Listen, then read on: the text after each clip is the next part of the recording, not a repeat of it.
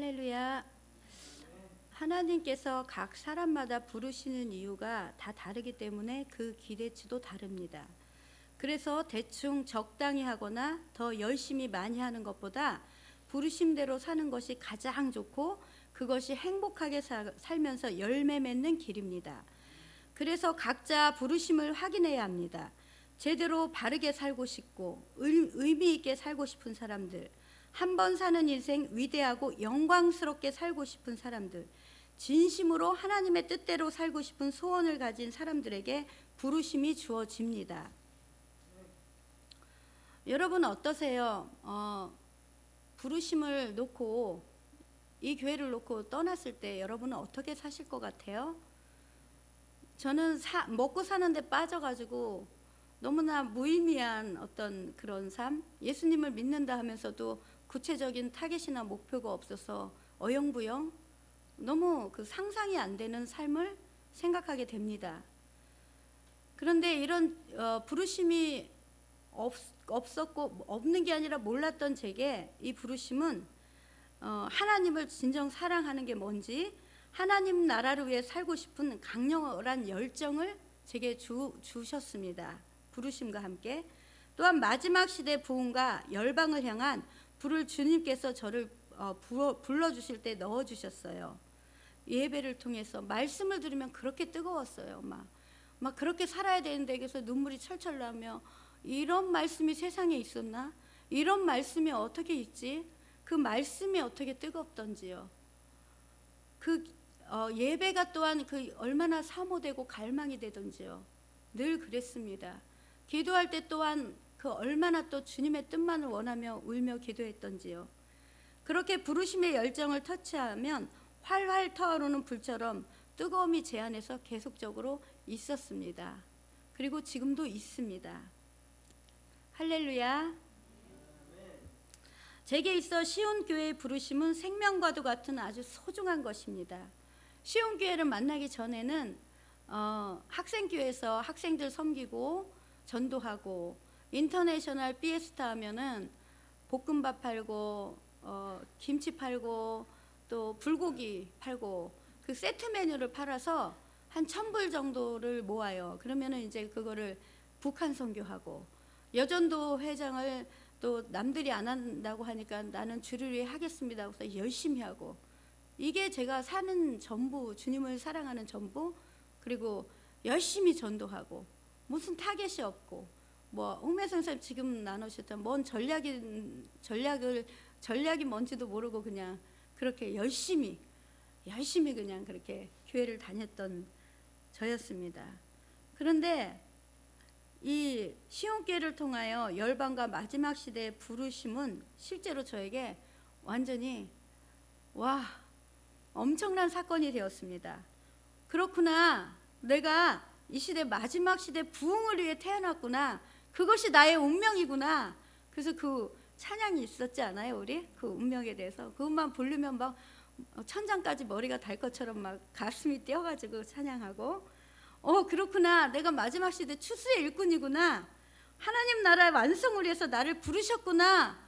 그 가슴이 얼마나 벅차오르든지요. 지나온 삶이 시온의 부르심을 위한 이끌림이었구나. 내 아이 두 아이 제니와 샘을 낳은 것도 남편을 만난 것도 다 이 교회 부르심에 참석하기 위해서 남편을 우리 가족을 다 그때 몇 년도였죠? 처음에 미국에 가게 한 것도 부르심으로 2001년에 갔어요. 10월 31일 날. 이 시온의 부르심을 받기 위해서 미국에 보내셨구나. 그 10년의 세월, 부르심 받기 전에 10년의 세월도 하나님께서 다 사용하시려고 그랬구나. 이게 다 연결이 되면서 이 부르심에 대해서 너무너무 그 주체할 수 없는 그 열정, 그 마음, 내가 살아가야 되는 이유, 내가 주님으로부터 받은 소망, 이런 것들이 너무나 충만했어요. 너무너무 충만했어요. 너무 행복했어요. 그런 가운데 하나님께서는 이런 저를 성장시켜야 되는 것이 맞고, 또한 생명의 길로 인도하시는 것이 맞고, 이런 좋은 면이 있다면은 해결되지 않은 예자의 부분에 주님이 만지셔야 되는 시간이 저에게 주어졌습니다. 그것이 이제 2015년 5월에 시작됐어요. 그래서 그때 이제 지도자님의 권면이나 가르침이 그게 이제 나한테 지적으로 받아들이고 세상에서 다 괜찮다고 그러는데 왜 그러지? 그러니까 옛사람이 벗어지지 않았기 때문에 그게 구분이 되지 않았기 때문에 이게 막 너무 힘든 거예요. 받아들이기가. 그 억울한 마음이 있는 거예요. 너무 어리기 때문에 내 관점으로 뿐이 못 보는 그런 어린 상태이기 때문에 그게 너무 뜨거운 거예요. 그 지적이. 그래서 제가 이 터널을 언제 지나가지? 내가 살 수 있을까? 새벽마다 되면은 내 방식이 너무 강하니까 지적을 받으면 두려움이 임하더라고요. 한 3개월이 맨날. 그러니까는 이게 두려움을 어찌할지 몰라서 그렇게 울고, 그 하루는 남편한테 그런 말도 했어요. 우리 이 시간이 지나갈까 잘? 이 시간이 계속 멈춰질 것 같아. 그랬더니 남편이 아니야, 터널은 언젠가 지나가게 돼 있어. 조금만 참아봐. 이제 곧 이 터널이 뚫릴 거야. 이런 말을 했던 기억이 나요. 그처럼 제게 너무나 어렵고 힘든, 울면서 뭐가 뭔지도 모르는 그런 상황에서 있었는데요. 그때 이제 저희가 지교회를 2년 하고 왔었기 때문에 그 지교회에서 함께했던 여러분들 중에서 미시시피 콜럼버스에 사시는 이영희 사모님께서 제게 한날은 전화를 주셨어요. 근데 그 사모님은 제가 지금 어떤 상태에 있는지 전혀 모르시는 상태였거든요.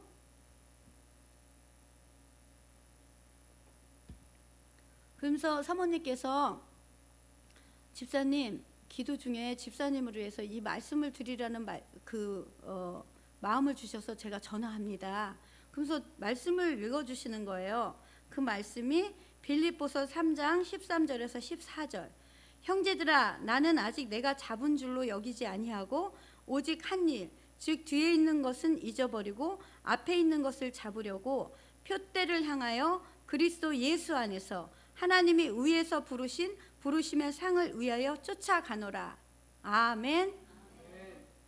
이 말씀을 듣는 순간 내 안에서 그렇구나, 그렇지, 부르심을 향하여 갈 때 내가 이런 과정을 지나가야 되구나, 그리고 내가 그런 걸 알고 막 동의가 되고 막 기뻐 뛰면서 막 힘을 받았으면 얼마나 좋았겠어요. 근데 뭐야 이거. 그 상태는 제가 이런 말씀을 들어도 막 지금과 같이 바른 해석이 되지 못했어요. 그러나 하나님이 나를 보고 계시고 이렇게 사모님을 통하여 나를 돕고 계신다는 그 한 가지만으로도 제가 굉장히 힘이 되었어요. 그러니까 계속 이 말씀의 의미를 제가 너무나 죄성이 두껍기 때문에 보지 못할지라도 그 하나님의 사랑을 제가 느끼는 거예요. 그래서 이 말씀을 마음으로 자꾸 간직하려고 하고, 이 뜨거운 소멸의 불같이 이제 그 권면과, 그리고 계속 우리가 사그룹도 나누면서 그 죄성을 계속 다뤄갔잖아요. 그 시간을 통과했던 기억이 제게 있습니다. 그러니까 하나님께서는 이 부르심을 주실 때도 성장을 시키시기 위해서 그 특권과 권리와 권세와 그 모든 것들을 우리 목사님과 같은 안정적인 자리에 가기까지 우리의 형편이나 처지를 세심하게 배려하시더라고요.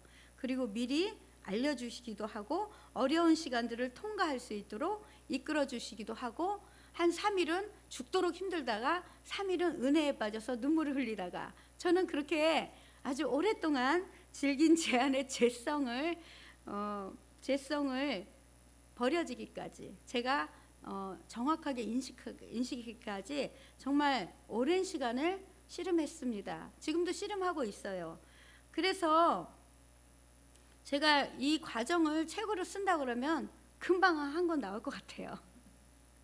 진짜로 저 같은 경우는 그런 과정 중에 최근에 이제 데이비드 캠프의 마지막 날에 데이비드 차 목사님께서 그 마지막 시대 부르심에 대해서 막 우리가 열정을 다해서 막 말씀해 주시는 가운데 갑자기 막 마음이 너무 뜨거운 거예요. 그래서 저 목사님 안에 있는 열정과 그 하나님에 대한 어떤 불이 나한테 왔나?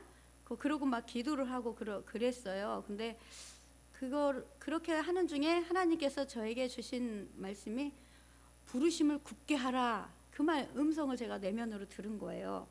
그래서 너무너무 그게 좋은 거예요. 왜냐면은 그 말씀이 제게는 믿음을 굳게 하여 믿음으로만 살아라 하고 연결이 되는 거예요. 하나님께서 저를 이끌어 오신 그간의 걸음을 볼 때 제가 막 호박밭에 가서 막 그 잡초를 엄청 뽑았잖아요. 내 죄성과 연결해서. 또 그것도 뭐 일사병에 죽을 수 있는 시간에 죽으면 죽으리라 그러고 뽑고 파리를 뽑고, 갑자기 육체에 대한 부담이 와서 중보 시간에 터치받아서 7일 금식하고, 그러니까 100일을 풍림 아파트 50바퀴씩 쉬지 않고 맨날 뛰고, 밤마다 그것도 일상 끝난 다음에, 그 다음에 9개월을 또 현미 채식을 하면서 막 그런 몸을 단련하는 시간을 갖고, 이런 모든 시간들이 연결되면서 아, 그렇구나, 이제는 정말 믿음으로만, 진짜 하나님을 믿는 믿음으로만 다져져야 되는 시간을 나한테 허락하셨구나. 지금까지는 가물고 고갈이 되어서 쓸모없는 내 땅을 하나님께서 계속적으로 이렇게 파는 거야. 이렇게 해야 돼. 이렇게 호박밭에 그 잡초, 그 얼마나 강한지 몰라요. 그거 파도 끝없이 뿌리가 나오니까 그렇게 밭을 갈고 없고 뿌리 뽑는 그 작업을 이렇게 하는 거야. 그래서 가르쳐 주셨다면 이제부터는 하나님만을 믿는 진짜 믿음만을 가지고 다지고 또 다지는 그러한 시간이 될 거라는 말씀과 함께 돌아와서 제 시각이 완전히 바뀌었어요. 이제는 믿음으로만 살아야 되니까, 부르심을 굳게 하라고 그랬으니까 열방의 복의 통로지 내가. 그럼 모든 사람들에게 내가 가는 곳마다 복이 있고, 진천살이 가는 곳마다 복이 있고, 나를 만나는 사람은 예수 그리스도의 통로야 나는. 이러면서 막 자신감이 생기면서 믿음이 불어넣어지는데요. 이게 막 전환이 되는 그런 마음이 있었어요. 그래서 막 남편이 저기 아산에 갔는데 당신이 오늘은 그 영업을 하시죠? 딱 그러면서 시키시는 거예요. 그때만 해도 남편의 명령에 무조건 순종. 진리 안에서 무조건 순종이 제가 하나님 앞에서 받은 그 실천사항이기 때문에 가서 막 그렇게 아산에 처음 가는 집에 가서 하는데 너무 당당한 거예요. 당신들이 이 쌀을 써야만 복을 받는다. 이 쌀은 선교하는 쌀이다. 이런 말을 안 했지만 내 속에서 그게 막 꿈틀거리면서 오니까 당당하게 이 쌀에 대해서 소개하고 자부심을 갖고, 그럼 이게 제가 이제 다른 자신감, 당당함이 막 믿음으로 솟아났지만은 집회 이후에 하나님께서 또한 제게 주신 거는 절대적으로 하나님을 바라보고 순종하고 믿지 않으면 안 되는 환경이 계속 열리는 거예요. 계속 지금도.